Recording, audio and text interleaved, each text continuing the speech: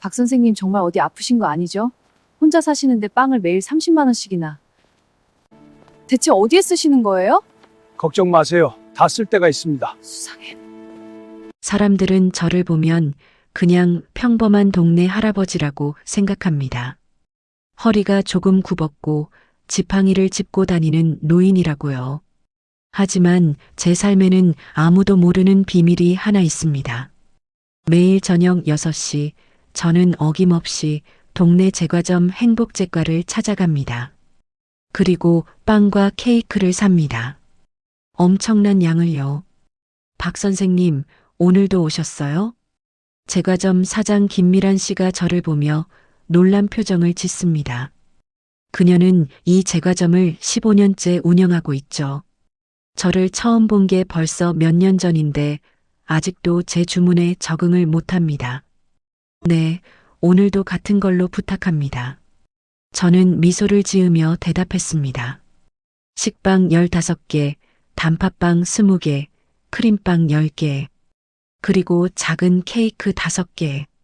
무게로 따지면 대략 30kg쯤 됩니다. 김미란 씨가 한숨을 쉬며 빵을 담기 시작했습니다. 선생님, 이거 정말 다 드시는 거예요? 혼자 사시잖아요. 걱정 마세요. 다 쓸 때가 있습니다. 저는 짧게 대답하고 지갑을 꺼냈습니다. 오늘 계산은 83,000원. 매일 이 정도 돈을 씁니다. 한 달이면 250만 원쯤 되죠. 김미란 씨는 계산을 하면서도 계속 저를 쳐다봤습니다. 불안한 눈빛이었습니다. 선생님, 혹시 어디 아프신 건 아니시죠? 아니에요. 건강합니다. 저는 무거운 쇼핑백 3개를 들고 제과점을 나왔습니다. 뒤에서 김미란 씨의 한숨소리가 들렸죠. 제과점 앞 버스 정류장에서 동네 아주머니 몇 명이 수군거리는 게 보였습니다.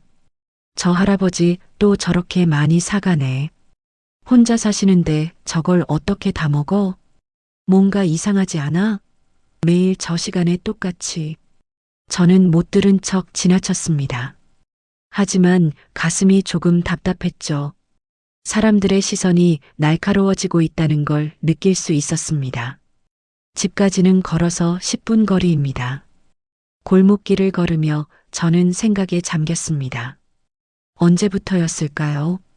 이 일을 시작한 게 말입니다. 정확히 3년 전입니다. 2022년 3월 15일. 제 인생이 완전히 바뀐 날이죠. 그날도 저는 평범한 하루를 보내고 있었습니다. 전직 초등학교 교사였던 저는 퇴직 후 조용히 지내고 있었죠. 아내는 10년 전에 세상을 떠났고 자식은 없었습니다. 그날 저녁 오랜 친구에게서 전화가 왔습니다. 최진호. 저와 40년 지기 친구였죠. 영수야, 나 병원에 있어. 전화기 너머로 진호의 목소리가 떨렸습니다. 저는 즉시 병원으로 달려갔죠. 심장이 두근거렸습니다. 불길한 예감이 들었거든요. 병원 3층 병실. 진호는 침대에 누워 있었습니다. 얼굴이 창백했고 눈가에 눈물 자국이 보였습니다. 췌장암이래. 말기야. 진호는 담담하게 말했지만 저는 충격을 감추지 못했습니다. 얼마나? 시간이 남았다고? 길어야 석 달. 그날 밤 우리는 병실에서 오랫동안 이야기를 나눴습니다. 진호는 제게 자신의 꿈을 이야기했죠. 영수야, 나 어렸을 때 꿈이 뭐였는지 아나? 제과점 주인이었잖아. 맞아. 빵 만드는 게 좋았어. 사람들이 내가 만든 빵을 먹고 웃는 모습을 보는 게 행복했지. 진호는 젊은 시절 작은 제과점을 운영했습니다. 하지만 사업이 실패했고 이후 평생 공장에서 일했죠. 꿈을 포기한 채 살아온 겁니다. 영수야, 내가 죽으면 한 가지만 부탁할게. 뭔데? 내 대신 아이들에게 빵을 나눠줘. 가난해서 빵 한 조각 못 먹는 아이들한테. 저는 고개를 끄덕였습니다. 알았어. 약속할게. 진호는 그로부터 2달 후에 세상을 떠났습니다. 장례식장에서 저는 다짐했죠. 친구의 꿈을 이루어 주겠다고. 그래서 시작했습니다. 매일 저녁빵을 사서 도움이 필요한 사람들에게 나눠주는 일을요. 하지만 이 일을 아무에게도 말하지 않았습니다. 진호가 그랬듯이 조용히 하고 싶었거든요. 집에 도착했을 때는 이미 어두워져 있었습니다. 저는 빵을 정리하며 내일 일정을 생각했습니다. 아이들이 기다리고 있을 겁니다. 제가 가져다 주는 빵을요. 다음 날 아침 저는 평소보다 일찍 일어났습니다. 어젯밤에 산 빵을 다시 정리해야 했거든요. 부엌 식탁 위에는 빵 봉지들이 가득 쌓여 있었습니다. 핸드폰 알람이 울렸습니다. 오전 10시. 저는 서둘러 외출 준비를 했죠. 오늘은 일주일에 한 번 가는 복지관 봉사활동 날입니다. 희망복지관이라는 곳인데 동네에서 20분 거리에 있죠. 저는 3년 전부터 이곳에서 자원봉사를 해왔습니다. 복지관에 도착하니 이서연 사회복지사가 저를 반갑게 맞아주었습니다. 35살의 젊은 여성이죠. 열정적이고 따뜻한 사람입니다. 박 선생님, 오늘도 오셨네요. 요즘 아이들이 선생님만 기다려요. 그래요? 고맙습니다. 복지관에는 저소득층 아이들이 방과 후에 모입니다. 대부분 한부모 가정이거나 조부모 손에 자라는 아이들이죠. 저는 이곳에서 아이들에게 책을 읽어주고 간단한 공부를 봐줍니다. 오늘도 아이들 5명이 저를 기다리고 있었습니다. 민준이, 지우, 하은이, 준서, 그리고 막내 유진이. 할아버지. 아이들이 달려와 저를 안았습니다. 따뜻한 기운이 느껴졌죠. 이 순간만큼은 제 마음이 편안해집니다. 오늘은 무슨 책 읽어줄까? 공룡 나오는 거요.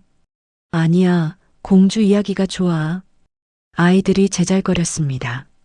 저는 웃으며 책을 펼쳤죠. 2시간 동안 아이들과 시간을 보냈습니다. 책을 읽어주고 숙제도 도와주었습니다.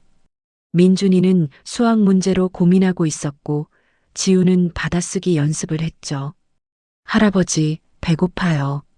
막내 유진이가 배를 쓰다듬으며 말했습니다. 아직 점심시간 전인데 배가 고프다니. 저는 가슴이 아팠습니다. 조금만 기다려. 곧 점심시간이야. 하지만 유진이의 눈빛을 보니 참기 힘든 모양이었습니다. 저는 이서연에게 조용히 물었습니다. 유진이는 아침을 먹었나요? 글쎄요. 아마 못 먹었을 거예요. 할머니가 편찮으셔서. 저는 마음이 무거워졌습니다. 이런 아이들이 한둘이 아니라는 걸 알고 있었거든요. 봉사활동을 마치고 복지관을 나서는데 이서연이 저를 불렀습니다. 선생님, 잠깐만요. 복지관 사무실로 들어갔습니다. 이서연은 진지한 표정으로 저를 바라봤죠. 선생님, 혹시 요즘 어려운 일 있으세요? 아니요. 왜 그러세요? 동네에서 소문이 좀 돌아서요. 선생님이 매일 빵집에서 엄청난 양을 사신다고. 저는 순간 당황했습니다. 소문이 이미 복지관까지 퍼진 모양입니다. 혹시 사기를 당하신 건 아니세요? 요즘 노인분들 대상으로 보이스피싱이 많거든요. 아니에요. 걱정 마세요. 저는 웃으며 대답했지만 이서연의 눈빛은 여전히 불안해 보였습니다. 복지관을 나와 집으로 걸어가는데 휴대전화가 울렸습니다. 제과점 김미란 씨였습니다. 선생님, 죄송한데요. 오늘은 빵을 팔 수가 없을 것 같아요. 왜요? 무슨 일이라도? 경찰서에서 연락이 왔어요. 선생님 관련해서 조사가 들어갈 수도 있대요. 저는 걸음을 멈췄습니다. 경찰서요? 네. 동네 주민 몇 분이 신고를 하셨나 봐요. 선생님이 뭔가 이상한 일을 하는 거 아니냐고. 전화를 끊고 저는 한참을 그 자리에 서 있었습니다. 가슴이 답답했습니다. 선의로 시작한 일이 이렇게 오해를 받게 될 줄은 몰랐거든요. 집에 돌아와 거실에 앉았습니다. 벽에 걸린 진호의 사진이 보였습니다. 장례식 때 찍은 사진이죠. 진호야, 내가 잘못하고 있는 걸까? 저는 혼잣말을 했습니다. 하지만 대답은 없었습니다. 그날 저녁 저는 제과점에 가지 못했습니다. 대신 집 근처 편의점에서 빵 몇 개를 샀죠. 하지만 양이 턱없이 부족했습니다. 밤이 되어도 잠이 오지 않았습니다.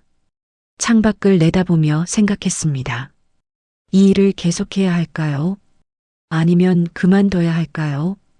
다음 날 아침 저는 서랍장을 열었습니다. 오래된 사진 한 장이 눈에 들어왔죠. 진호와 제가 20살 때 찍은 사진입니다.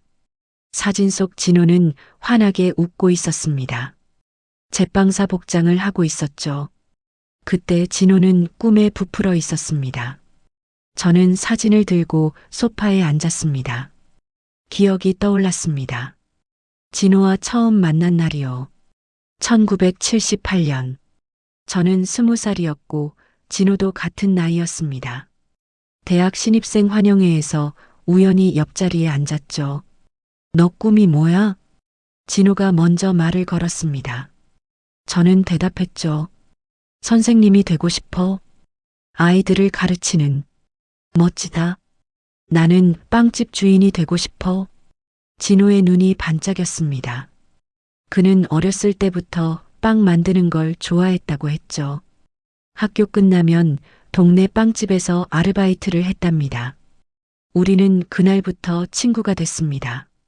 대학 4년 내내 함께 다녔죠. 저는 교육학을, 진호는 식품영양학을 전공했습니다. 졸업 후 저는 초등학교 교사가 됐습니다. 진호는 작은 제과점을 열었죠. 진호네 빵집이라는 이름으로요. 제과점은 처음에는 잘 됐습니다. 진호가 만든 빵은 정말 맛있었거든요. 동네 사람들이 줄을 서서 기다렸습니다. 하지만 1년 후 문제가 생겼습니다. 대형 프랜차이즈 제과점이 근처에 들어선 겁니다. 가격도 싸고 종류도 많았죠. 진호의 가게는 손님이 줄어들기 시작했습니다. 저는 걱정이 돼서 자주 들렀습니다. 진호야, 괜찮아? 응. 곧 나아질 거야. 하지만 상황은 나아지지 않았습니다. 오히려 악화됐죠. 빚이 쌓이기 시작했습니다. 2000년 진호는 결국 가게 문을 닫았습니다. 25살이었습니다. 영수야, 미안해. 너한테 돈 빌렸는데 못 갚을 것 같아. 괜찮아. 천천히 갚으면 돼. 저는 진호에게 500만 원을 빌려준 상태였습니다. 하지만 돈은 중요하지 않았습니다. 친구가 꿈을 포기하는 게 더 마음 아팠죠. 진호는 그 후 공장에 취직했습니다. 자동차 부품을 만드는 공장이었죠. 낮에는 일하고 밤에는 대학원 공부를 했습니다. 저는 학교에서 아이들을 가르치며 평범하게 살았습니다. 1년에 한두 번씩 진호를 만났죠. 하지만 진호는 예전 같지 않았습니다. 눈빛에서 생기가 사라져 있었거든요. 세월이 흘렀습니다. 저는 결혼을 했고 진호도 가정을 꾸렸습니다. 하지만 진호의 아내는 오래 살지 못했습니다. 교통사고로 세상을 떠났죠. 그 후 진호는 더욱 말이 없어졌습니다. 저는 자주 전화를 걸었지만 진호는 잘 받지 않았습니다. 2015년 제 아내가 세상을 떠났습니다. 암이었죠. 저는 충격에 빠졌습니다. 진호가 장례식에 왔습니다. 그는 저를 꼭 안아주었죠. 영수야, 힘내. 나도 그 마음 알아. 고마워. 우리는 그날 밤새 이야기를 나눴습니다. 인생에 대해서요. 죽음에 대해서요. 그리고 후회에 대해서요. 영수야, 나는 후회가 많아. 무슨? 빵집을 포기한 것. 그게 내 꿈이었는데. 진호의 목소리가 떨렸습니다. 저는 아무 말도 할 수 없었습니다. 그로부터 7년 후 진호가 병에 걸렸습니다. 췌장암 말기. 병원 침대에 누운 진호는 제게 말했습니다. 영수야, 나 죽으면 한 가지만 해줘. 뭔데? 배고픈 아이들한테 빵을 줘. 내가 만들지 못한 빵을. 저는 고개를 끄덕였습니다. 눈물이 났죠. 왜 그런 생각을 해? 어렸을 때 나도 배가 고팠어. 빵 한 조각이 그렇게 소중했지. 그런 아이들한테 빵을 주고 싶었어. 진호는 그렇게 말하고 눈을 감았습니다. 이틀 후 진호는 세상을 떠났습니다. 장례식장에서 저는 결심했습니다. 진호의 마지막 소원을 이루어주겠다고. 어떤 일이 있어도요. 저는 사진을 다시 서랍에 넣었습니다. 그리고 외투를 입었죠. 오늘도 빵을 사러 가야 합니다. 경찰서에 신고가 들어갔다는 말을 들었지만 멈출 수 없었습니다. 아이들이 기다리고 있으니까요. 제과점에 도착했습니다.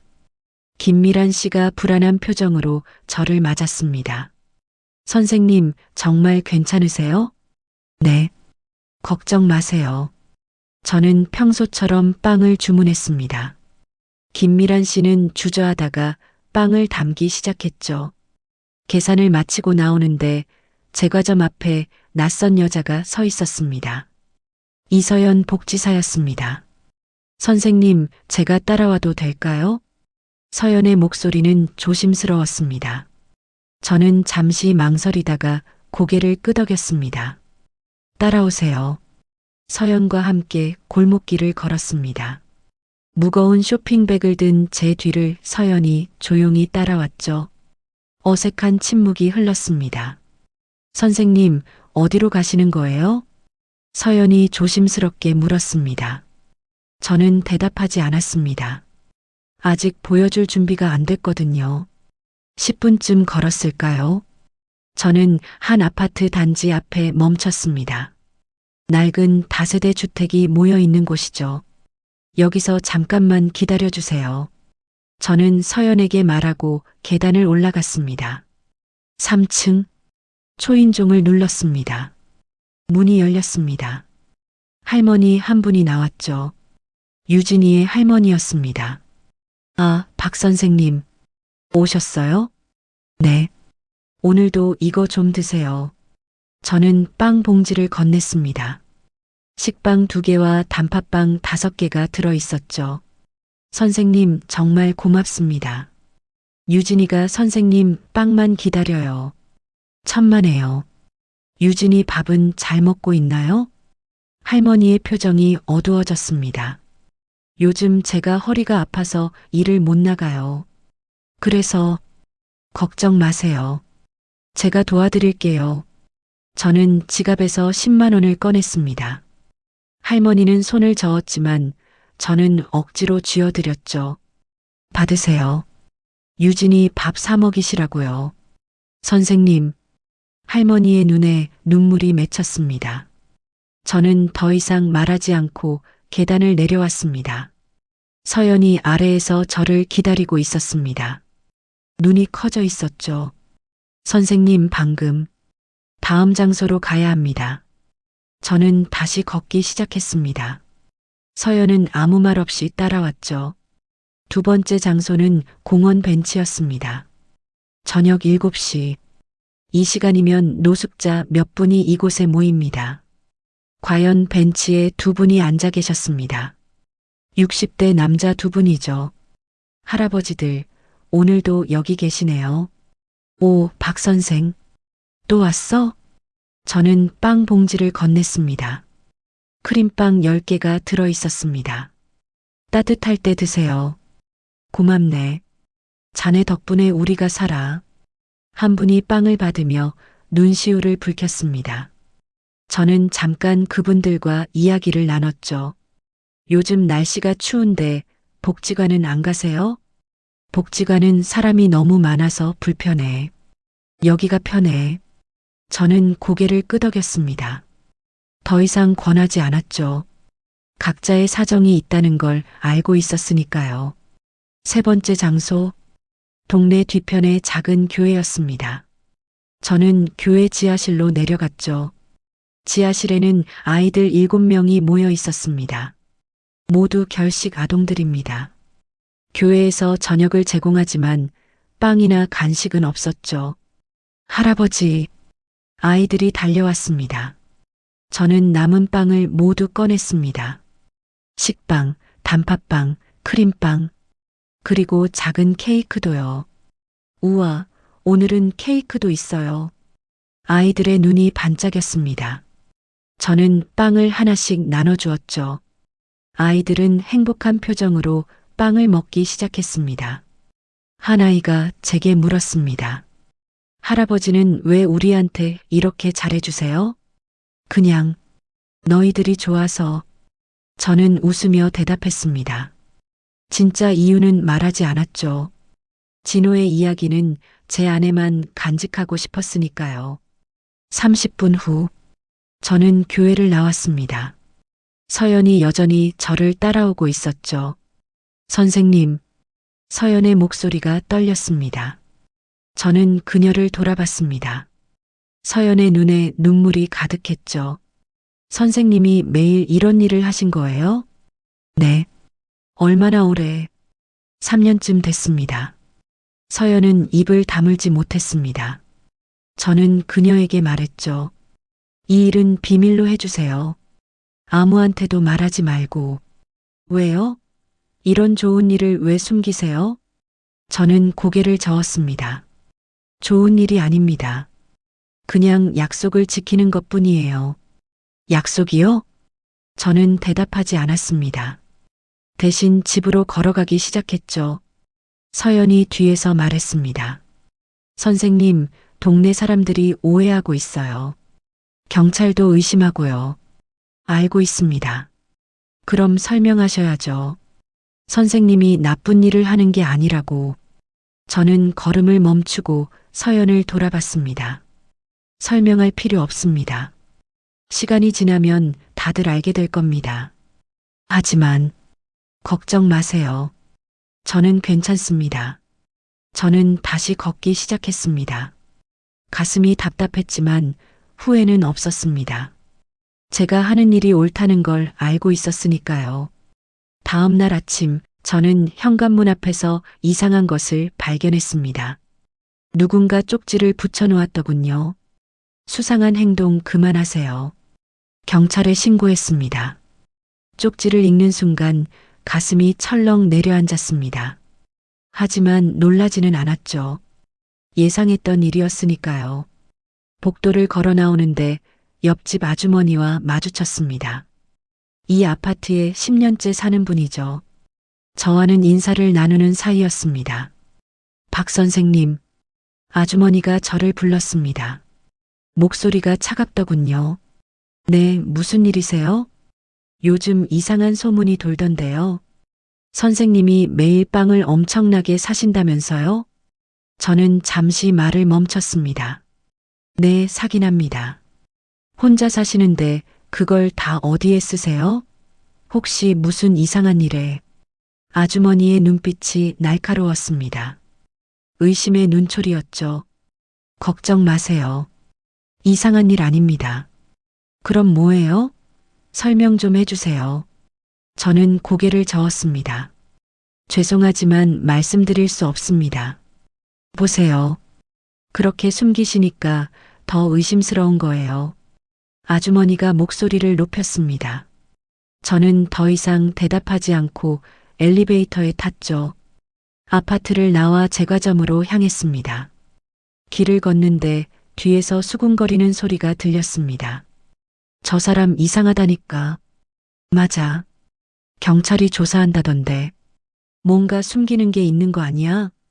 귀를 막고 싶었습니다. 하지만 참았죠. 저는 아무것도 잘못한 게 없었으니까요. 제과점에 도착했습니다. 문을 열고 들어가는데 김미란 씨의 표정이 심상치 않았습니다.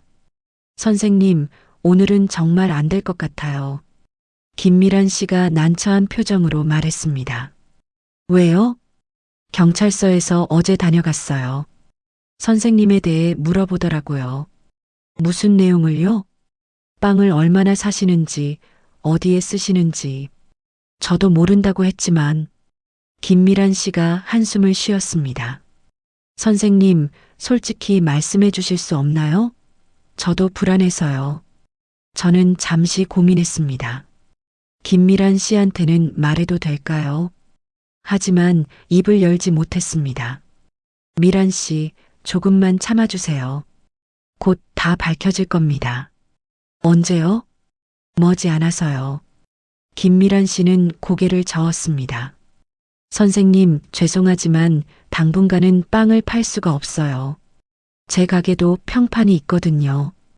그 말을 듣는 순간 머릿속이 하얘졌습니다. 빵을 살 수 없다면 아이들한테 뭘 줘야 할까요? 알겠습니다. 저는 고개를 숙이고 제과점을 나왔습니다. 발걸음이 무거웠죠. 근처 다른 제과점을 찾았습니다. 하지만 거기서도 마찬가지였습니다. 손님, 죄송하지만 그렇게 많은 양은 팔 수 없어요. 왜요? 요즘 소문이 안 좋던데요. 혹시 선생님이 그분이신가요? 저는 대답하지 않고 나왔습니다. 세 번째 제과점도 마찬가지였죠. 결국 저는 대형마트로 갔습니다. 거기서라도 빵을 사야 했으니까요. 하지만 마트의 빵은 종류가 다양하지 않았습니다. 신선도도 떨어졌죠. 그래도 살 수밖에 없었습니다. 저는 카트 가득 빵을 담았습니다. 계산대로 가는데 뒤에서 누군가 제 팔을 잡았습니다. 잠깐만요.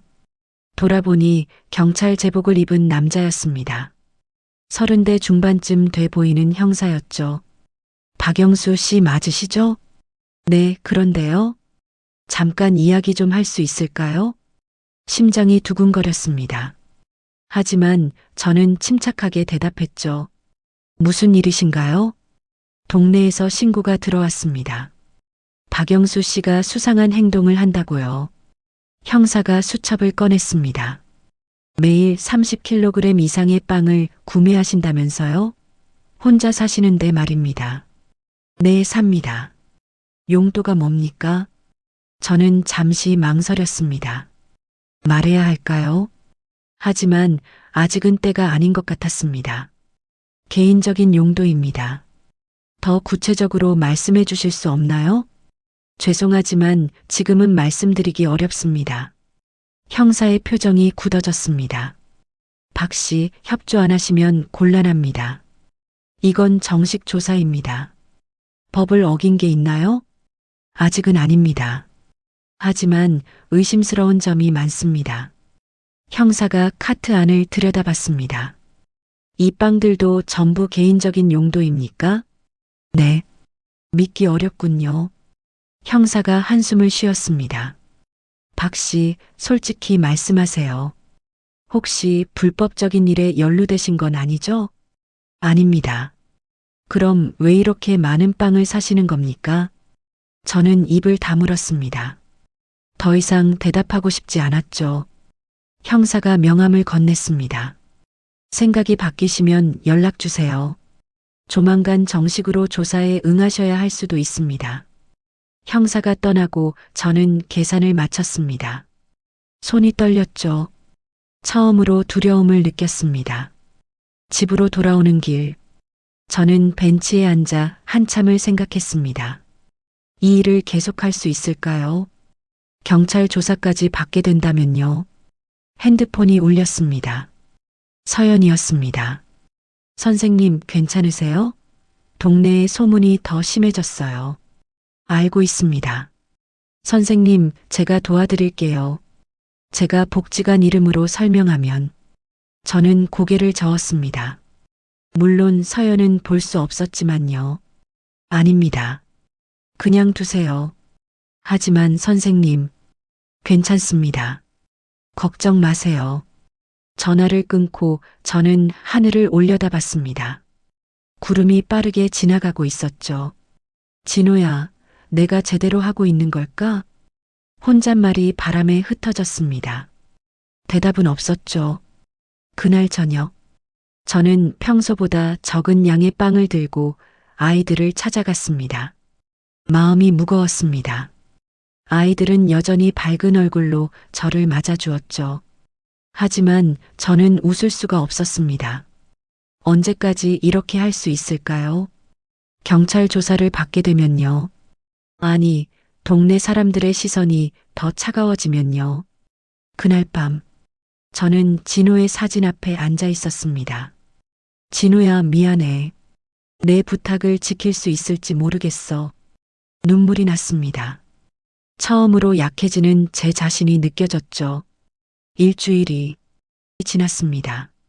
상황은 나아지지 않았죠. 오히려 더 악화됐습니다. 아파트 게시판에 대자보가 붙었습니다.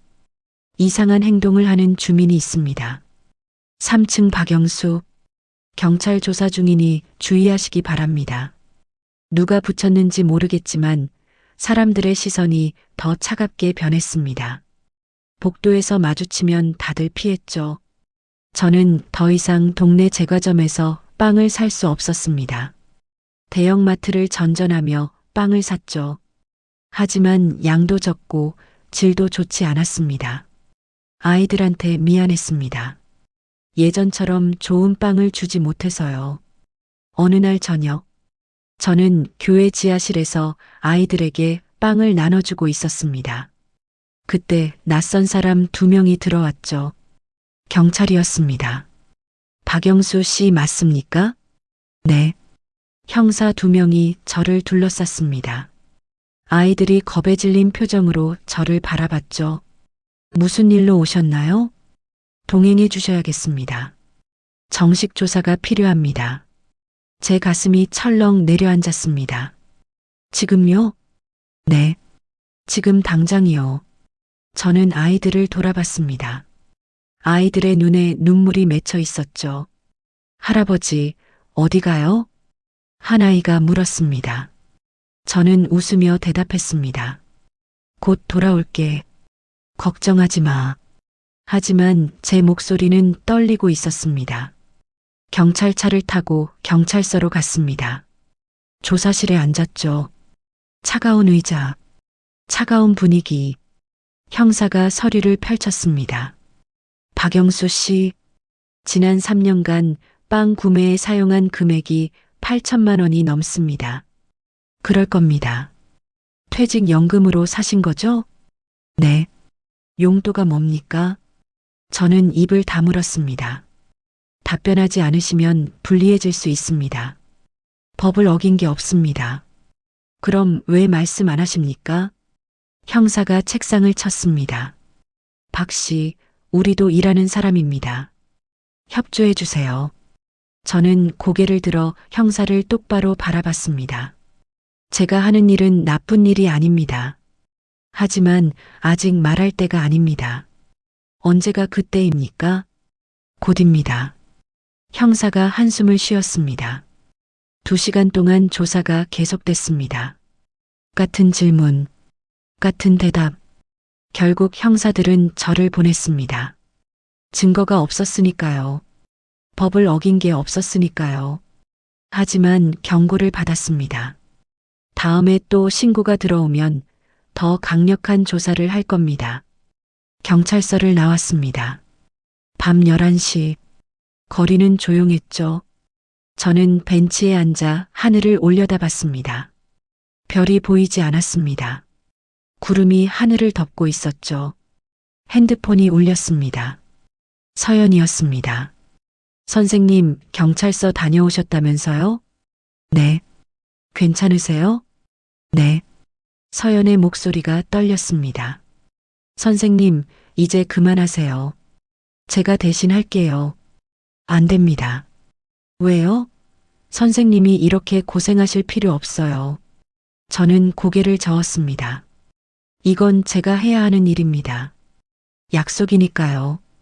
약속이요? 저는 대답하지 않았습니다. 대신 전화를 끊었죠. 집으로 돌아오는 길, 저는 결심했습니다. 더 이상 숨기지 않기로요.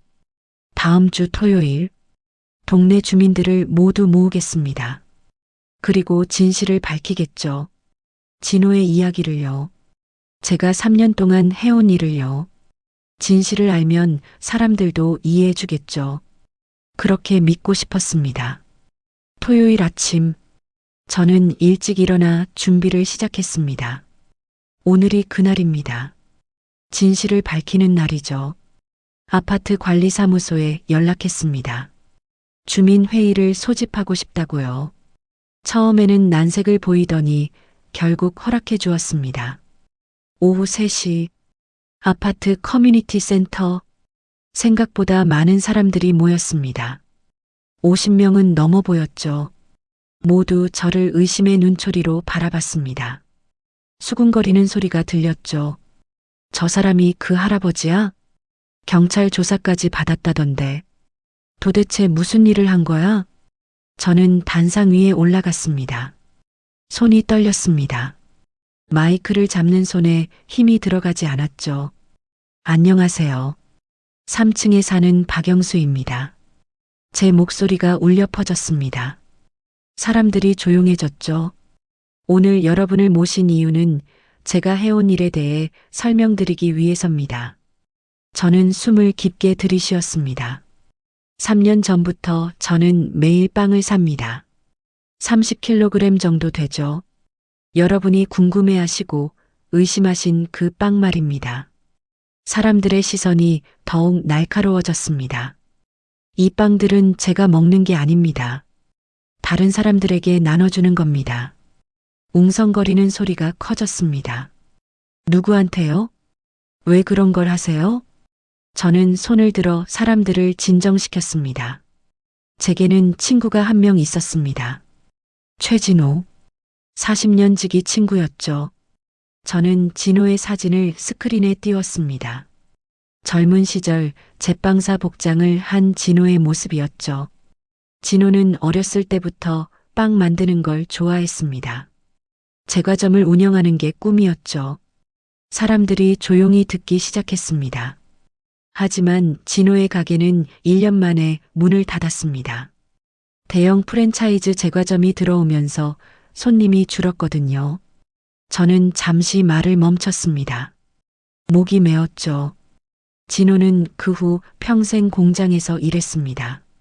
꿈을 포기한 채로요. 스크린이 바뀌었습니다. 진호가 병원 침대에 누워있는 사진이었죠. 3년 전 진호는 췌장암 말기 판정을 받았습니다. 남은 시간이 석 달이었습니다. 사람들 사이에서 한숨 소리가 들렸습니다. 진호는 죽기 전에 제게 부탁했습니다. 배고픈 아이들에게 빵을 나눠달라고요. 자기가 못 이룬 꿈을 대신 이뤄달라고요. 저는 눈물을 참았습니다. 진호는 어렸을 때 가난했습니다. 빵 한 조각이 소중했죠. 그래서 그랬나 봅니다. 자기 같은 아이들에게 빵을 주고 싶었던 거죠. 사람들의 표정이 변하기 시작했습니다.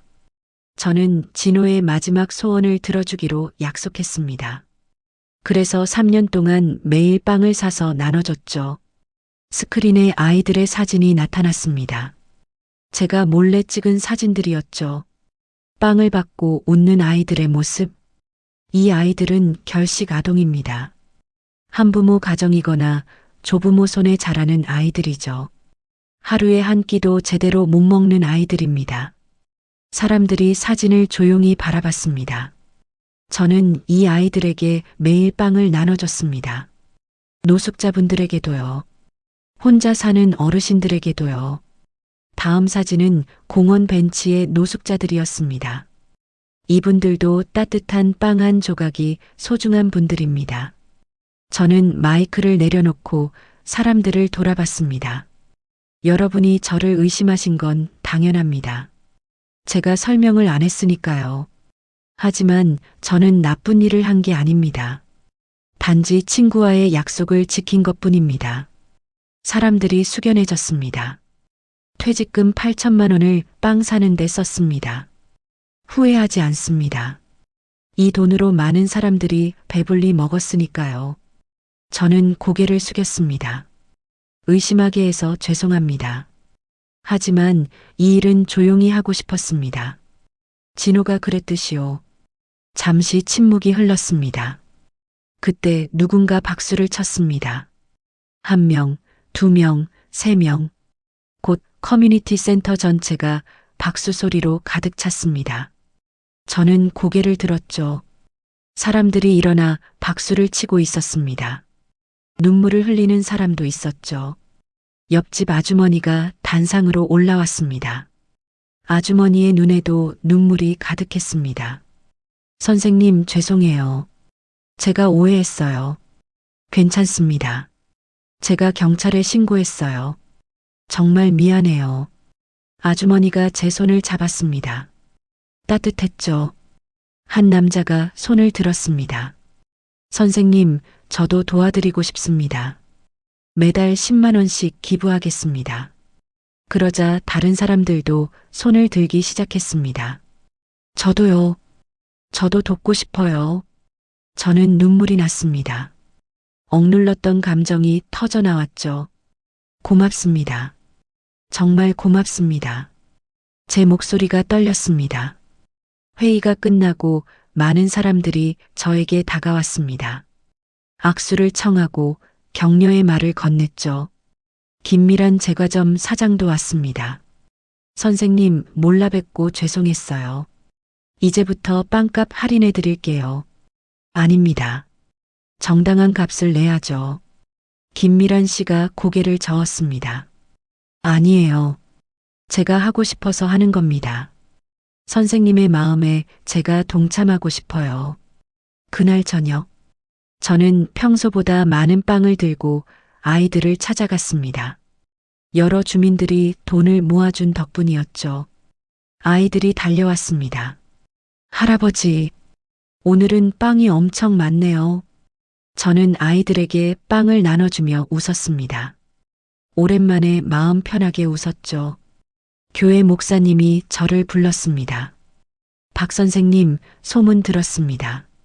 정말 대단하신 일을 하셨어요. 아닙니다. 당연한 일을 했을 뿐입니다. 목사님이 제 손을 잡았습니다. 선생님 덕분에 많은 아이들이 희망을 얻었습니다. 감사합니다. 저는 고개를 저었습니다. 저야말로 감사합니다. 이 아이들이 제게 힘을 줬으니까요. 집으로 돌아오는 길, 저는 하늘을 올려다봤습니다. 구름 사이로 별이 보였죠. 진호야, 봤지? 사람들이 이해해줬어. 이제 더 많은 사람들을 도울 수 있을 거야. 바람이 불었습니다. 마치 진호가 대답하는 것 같았죠. 집에 도착해 거실에 앉았습니다. 진호의 사진을 바라봤습니다. 고마워, 진호야. 내가 준 이 일 덕분에 내 삶이 의미 있어졌어. 저는 미소를 지었습니다. 오랜만에 마음이 편안했죠. 핸드폰이 울렸습니다. 서연이었습니다. 선생님, 들었어요. 정말 멋지세요. 고맙습니다. 선생님, 이제 복지관에서도 공식적으로 선생님을 도울 수 있을 것 같아요. 그렇게 해주시면 고맙죠. 전화를 끊고 저는 창밖을 내다봤습니다. 달빛이 밝았습니다. 이제 시작입니다. 더 많은 사람들을 도울 수 있을 겁니다. 진호의 꿈을 더 크게 이룰 수 있을 거예요. 일주일 후, 동네 분위기가 완전히 바뀌었습니다. 사람들이 저를 보면 먼저 인사를 건넸죠. 박 선생님, 오늘도 봉사 가세요? 네, 다녀오겠습니다. 복도를 지나가는데 옆집 아주머니가 문을 열었습니다. 선생님, 잠깐만요. 아주머니가 봉투를 건넸습니다. 이거 받아주세요. 제가 모은 돈이에요. 아니에요. 그러지 않으셔도 됩니다. 제가 하고 싶어서 하는 거예요. 부탁이에요. 저는 고개를 숙이며 봉투를 받았습니다. 30만 원이 들어 있었죠. 정말 고맙습니다. 제가 더 감사하죠. 선생님 덕분에 저도 좋은 일을 하게 됐잖아요. 제과점에 갔습니다.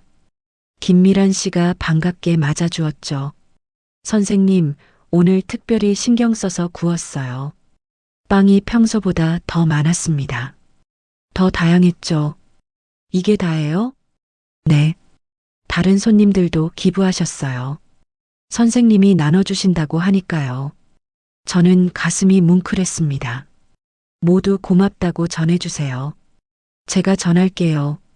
빵을 들고 나오는데 낯선 여자가 다가왔습니다. 50대쯤 돼 보였죠. 혹시 박영수 선생님이세요? 네, 그런데요. 저는 지역 신문사 기자입니다. 선생님 이야기를 기사로 쓰고 싶은데요. 저는 고개를 저었습니다. 죄송하지만 그건 사양하겠습니다. 왜요? 이렇게 좋은 이야기를 많은 사람들이 알아야 하지 않나요? 조용히 하고 싶습니다. 친구와의 약속이었으니까요. 기자가 아쉬운 표정을 지었지만 더 이상 권하지 않았습니다. 알겠습니다. 선생님의 뜻을 존중하겠습니다. 복지관에 도착했습니다. 서연이 웃으며 저를 맞아주었죠. 선생님, 오늘 특별한 손님들이 오셨어요. 복지관 안으로 들어가니 아이들이 줄지어 서 있었습니다. 모두 손에 뭔가를 들고 있었죠. 할아버지, 아이들이 동시에 외쳤습니다. 그리고 제게 다가와 선물을 건넸습니다. 편지였습니다. 아이들이 직접 쓴 편지였죠. 할아버지, 읽어보세요. 민준이가 말했습니다. 저는 떨리는 손으로 첫 번째 편지를 펼쳤습니다. 할아버지, 고마워요. 할아버지가 주신 빵이 정말 맛있어요. 저는 할아버지가 세상에서 제일 좋아요. 사랑해요. 민준이가 눈물이 났습니다. 두 번째 편지를 펼쳤죠. 할아버지, 저는 할아버지가 천사인 줄 알아요. 매일 빵을 주시잖아요. 나중에 커서 저도 할아버지 같은 사람이 될 거예요. 지우가 더 이상 참을 수 없었습니다. 눈물이 뺨을 타고 흘러내렸죠. 고맙구나. 정말 고마워. 아이들이 저를 안았습니다. 따뜻했습니다. 이 순간이 영원했으면 좋겠다고 생각했죠. 그날 저녁, 저는 공원 벤치에 앉아 있는 노숙자분들을 찾아갔습니다. 할아버지들, 오늘도 여기 계시네요. 오, 박 선생. 소문 들었네. 대단하신 일을 하셨어. 한 분이 말했습니다. 아닙니다. 당연한 일을 했을 뿐이에요. 우리 같은 사람들한테까지 신경 써주시니 정말 고맙네. 저는 빵을 건넸습니다. 오늘은 따뜻한 수프도 함께 준비했죠. 동네 식당 주인이 기부한 겁니다. 따뜻할 때 드세요. 고맙네. 자네 덕분에 우리가 살아. 한 분이 수프를 마시며 눈물을 흘렸습니다. 저도 가슴이 뭉클했죠. 집으로 돌아오는 길, 저는 진호의 사진을 생각했습니다. 지금쯤 진호도 기뻐하고 있겠죠. 현관문을 열고 들어갔습니다. 거실벽에 걸린 진호의 사진이 보였습니다. 진호야, 내 꿈이 이루어지고 있어. 이제는 나 혼자가 아니야. 많은 사람들이 함께하고 있어. 저는 사진 앞에 앉아 한참을 생각에 잠겼습니다. 3년 전 그날이 떠올랐죠. 병원 침대에 누운 진호. 창백한 얼굴. 떨리는 목소리. 영수야, 약속해줘. 약속할게. 그 약속을 지켰습니다. 이제는 더 많은 사람들과 함께 지켜나갈 겁니다. 핸드폰이 울렸습니다. 모르는 번호였죠. 여보세요? 박영수 선생님이십니까? 네, 그런데요. 저는 시청 복지과 직원입니다.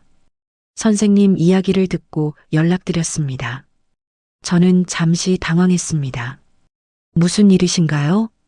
시에서 선생님 같은 분들을 지원하는 프로그램이 있습니다. 관심 있으시면 신청해 주세요. 저는 생각했습니다. 지원을 받으면 더 많은 사람들을 도울 수 있겠죠. 감사합니다. 생각해 보겠습니다. 전화를 끊고 저는 미소를 지었습니다. 앞으로가 더 기대됐죠? 그날 밤, 저는 오랜만에 편안하게 잠들었습니다. 꿈속에서 진호를 만났습니다. 진호는 환하게 웃고 있었죠. 제빵사 복장을 하고 있었습니다. 잘했어, 영수야. 고마워, 진호야. 꿈속에서도 눈물이 났습니다. 행복한 눈물이었죠. 석 달이 흘렀습니다. 계절이 바뀌었죠. 추운 겨울이 지나고 봄이 왔습니다. 벚꽃이 피는 4월. 저는 여전히 매일 빵을 사서 나눠주고 있었습니다. 하지만 이제는 혼자가 아니었죠. 동네 주민 20명이 저와 함께 했습니다. 일주일에 한 번씩 돌아가며 봉사를 했죠. 누군가는 빵을 사고, 누군가는 함께 나눠주고, 누군가는 아이들을 돌봤습니다. 제과점도 바뀌었습니다. 김미란 씨는 매주 목요일마다 빵을 기부하기로 했죠. 다른 제과점들도 동참했습니다. 복지관은 더욱 활기차졌습니다. 아이들이 늘어났고 자원봉사자들도 많아졌습니다. 서연은 이제 이 프로그램의 총괄 책임자가 됐죠. 오늘은 특별한 날입니다. 진호의 기일이거든요. 3주기였습니다. 저는 아침 일찍 묘지로 갔습니다. 진호의 묘 앞에 꽃을 놓았죠. 진호야, 잘 지내고 있지? 저는 묘비를 쓰다듬었습니다. 차가웠지만 마음은 따뜻했습니다. 내가 부탁한 일 잘하고 있어. 이제는 나 혼자가 아니야. 많은 사람들이 함께하고 있어. 바람이 불었습니다. 벚꽃 잎이 흩날렸죠. 마치 진호가 대답하는 것 같았습니다. 내 꿈이 이루어지고 있어. 배고픈 아이들이 빵을 먹고 웃고 있어. 너도 기쁘겠지? 저는 잠시 눈을 감았습니다. 진호의 목소리가 들리는 것 같았죠. 고마워, 영수야. 눈을 뜨니 햇살이 따뜻했습니다. 묘지를 나와 복지관으로 갔습니다. 오늘은 아이들과 특별한 행사가 있는 날이었거든요. 복지관 강당에 도착하니 아이들이 모두 모여 있었습니다. 오늘은 감사의 날이었죠. 아이들이 준비한 행사였습니다. 할아버지, 아이들이 달려와 저를 맞았습니다. 저는 아이들을 안아주었죠. 무대가 준비돼 있었습니다. 아이들이 하나씩 무대에 올라갔습니다. 먼저 민준이가 나왔습니다. 이제 초등학교 4학년이 된 민준이는 많이 자랐죠. 할아버지, 저는 할아버지 덕분에 꿈이 생겼어요. 나중에 커서 제빵사가 되고 싶어요. 그래서 할아버지처럼 많은 사람들에게 빵을 나눠주고 싶어요. 저는 눈물이 났습니다. 진호의 꿈이 이 아이에게 전해진 겁니다. 다음은 지우였습니다. 할아버지, 저는 선생님이 되고 싶어요. 할아버지처럼 아이들을 가르치고 싶어요. 하은이도 나왔습니다. 저는 사회복지사가 되고 싶어요. 서연 선생님처럼 어려운 사람들을 돕고 싶어요. 아이들이 하나씩 자신의 꿈을 이야기했습니다. 모두 누군가를 돕는 직업이었죠. 마지막으로 막내 유진이가 나왔습니다. 이제 8살이 된 유진이는 여전히 수줍음이 많았습니다. 할아버지, 저는 유진이가 말을 더듬었습니다. 저는 미소를 지으며 유진이를 바라봤죠. 저는 할아버지 같은 사람이 되고 싶어요. 착한 할아버지요. 유진이의 말에 강당이 조용해졌습니다. 그리고 박수 소리가 터져 나왔죠. 저는 눈물을 참을 수 없었습니다. 아이들이 무대에서 내려와 저를 안았습니다. 고맙습니다, 할아버지. 사랑해요, 할아버지. 저는 아이들을 꼭 안았습니다. 나도 너희들을 사랑한다. 행사가 끝나고 저는 서연과 잠시 이야기를 나눴습니다. 선생님, 정말 대단하세요. 아이들이 많이 변했어요. 제가 한 게 아닙니다. 아이들 스스로 변한 거죠. 서연이 고개를 저었습니다. 아니에요. 선생님이 희망을 주셨어요. 그 희망이 아이들을 변화시킨 거예요. 저는 창밖을 내다봤습니다. 벚꽃이 활짝 피어 있었죠. 진호가 심어준 씨앗이 자라고 있는 겁니다. 진호 선생님이요? 네. 이 모든 건 진호가 시작한 거예요. 저는 단지 그 꿈을 이어가고 있을 뿐입니다. 복지관을 나와 공원을 산책했습니다. 벤치에 앉아 하늘을 올려다봤죠. 구름이 천천히 지나가고 있었습니다. 진우야, 보고 있지? 혼잣말을 했습니다. 내 꿈이 이렇게 커졌어. 이제 많은 사람들이 함께하고 있어. 아이들도 꿈을 갖게 됐고, 바람이 불었습니다. 따뜻한 봄바람이었죠. 고마워, 진호야. 내가 이 일을 시작하게 해줘서 덕분에 내 인생이 의미 있어졌어. 저는 눈을 감았습니다. 진호와 함께했던 순간들이 떠올랐죠. 20살 때 처음 만난 날, 대학 시절 함께 웃던 날들, 진호의 제과점이 문을 닫던 날, 병원에서 마지막으로 만난 날, 모든 순간이 소중했습니다. 핸드폰이 울렸습니다. 옆집 아주머니였습니다. 선생님, 오늘 저녁에 우리 집에서 식사하실래요? 제가 감사의 마음으로 준비하고 싶어서요. 고맙습니다. 그렇게 하죠. 전화를 끊고 저는 미소를 지었습니다. 이제 저는 혼자가 아니었습니다.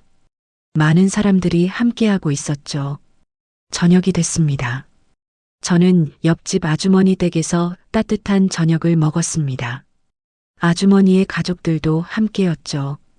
선생님, 정말 존경스러워요. 아주머니의 아들이 말했습니다. 대학생이었죠. 고맙습니다. 저도 나중에 선생님처럼 살고 싶어요. 저는 고개를 저었습니다. 저처럼 살 필요는 없어. 내 방식대로 살면 돼. 다만 누군가를 도우며 살았으면 좋겠구나. 네, 꼭 그렇게 할게요. 식사를 마치고 집으로 돌아왔습니다. 거실에 앉아 진호의 사진을 바라봤죠. 사진 속 진호는 여전히 환하게 웃고 있었습니다. 제빵사 복장을 한 젊은 진호의 모습. 진호야, 우리 잘하고 있지? 저는 사진에게 물었습니다. 물론 대답은 없었죠. 하지만 진호의 미소가 모든 걸 말해주는 것 같았습니다. 창밖을 내다봤습니다. 달이 밝았습니다. 별들도 반짝이고 있었죠. 저는 생각했습니다. 이제 제 나이가 68입니다. 앞으로 얼마나 살 수 있을까요? 10년? 20년? 하지만 중요한 건 시간이 아니었습니다. 어떻게 사느냐가 중요했죠. 저는 결심했습니다.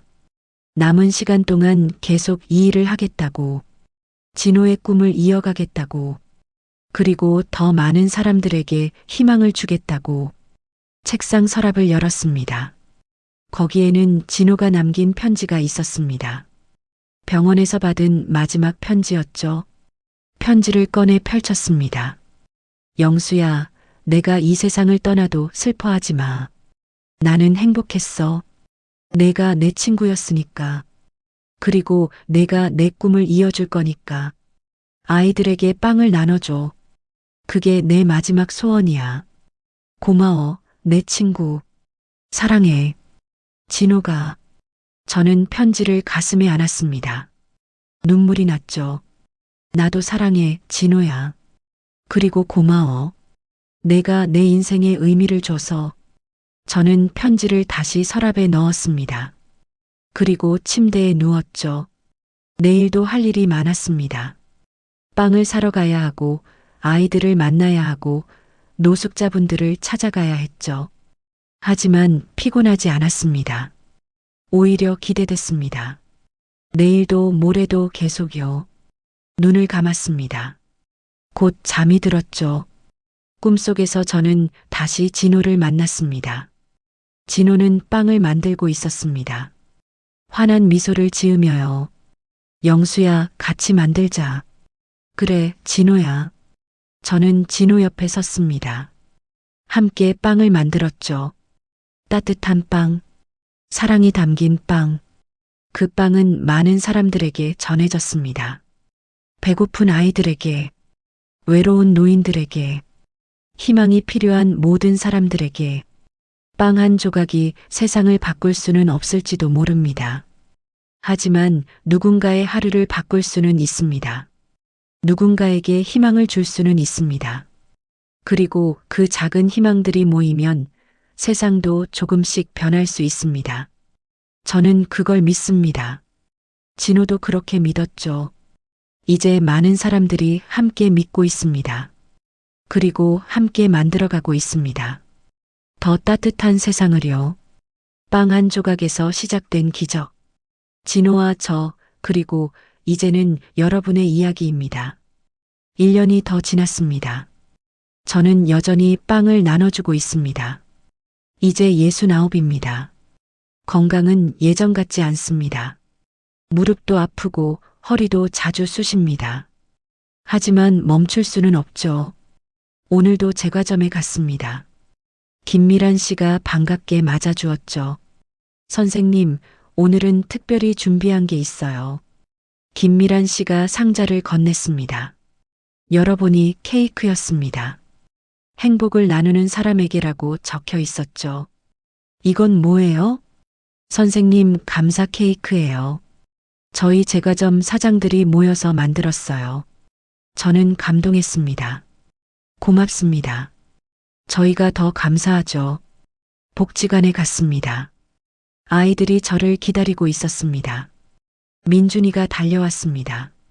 할아버지, 저 이번에 빵 만들기 대회에서 상 받았어요. 정말 대단한데? 할아버지 덕분이에요. 할아버지가 꿈을 갖게 해주셔서요. 저는 민준이의 머리를 쓰다듬었습니다. 내가 잘한 거야. 앞으로도 열심히 해. 네. 나중에 커서 할아버지처럼 멋진 사람이 될 거예요. 저는 웃었습니다. 진호도 지금쯤 웃고 있을 겁니다. 저녁이 됐습니다. 집으로 돌아오는 길에 하늘을 올려다봤죠. 노을이 아름다웠습니다. 진호야, 우리 약속 지키고 있어. 앞으로도 계속 지킬 거야. 바람이 불었습니다. 따뜻한 바람이었죠. 집에 도착해 거실에 앉았습니다. 진호의 사진을 바라봤습니다. 사진 속 진호는 여전히 웃고 있었습니다. 그 미소는 제게 힘을 줬죠. 핸드폰을 꺼내 사진을 찍었습니다. 오늘 만난 아이들의 사진. 웃고 있는 아이들. 희망을 품은 아이들. 이 사진들을 진호에게 보여주고 싶었습니다. 봐, 진호야. 내 꿈이 이렇게 자라고 있어. 저는 미소를 지었습니다. 피곤했지만 행복했습니다. 내일도 또 시작될 겁니다. 빵을 사고 나눠주고 아이들을 만나고 평범하지만 의미 있는 하루가요. 그리고 저는 알고 있습니다. 이 작은 일들이 모여 큰 변화를 만든다는 것을요. 진호가 심어준 씨앗은 이제 큰 나무가 됐습니다. 그 나무 아래서 많은 사람들이 쉬고 있습니다. 그 나무는 계속 자랄 겁니다. 저는 그 나무를 지킬 겁니다. 제가 할 수 있는 한 계속요. 그리고 언젠가 제가 이 세상을 떠나도 이 나무는 계속 살아있을 겁니다. 다른 사람들이 이어갈 테니까요. 그게 바로 희망입니다. 그게 바로 사랑입니다. 빵 한 조각에서 시작된 작은 선행. 그것이 만든 큰 기적. 이것이 저와 진호의 이야기입니다. 그리고 여러분의 이야기이기도 합니다. 우리 모두는 누군가에게 빵 한 조각이 될 수 있습니다. 누군가에게 희망이 될 수 있습니다. 그저 시작하면 됩니다. 작은 선행으로요. 저는 오늘도 그렇게 살아갑니다. 내일도 그럴 겁니다. 여러분도 그러시길 바랍니다. 고맙습니다. 제 이야기를 들어주셔서요. 그리고 기억해 주세요. 겉모습만 보고 판단하지 말라고요. 누구나 자신만의 이야기를 갖고 있다는 것을요. 세상은 생각보다 따뜻합니다. 우리가 따뜻하게 만들어가는 한요.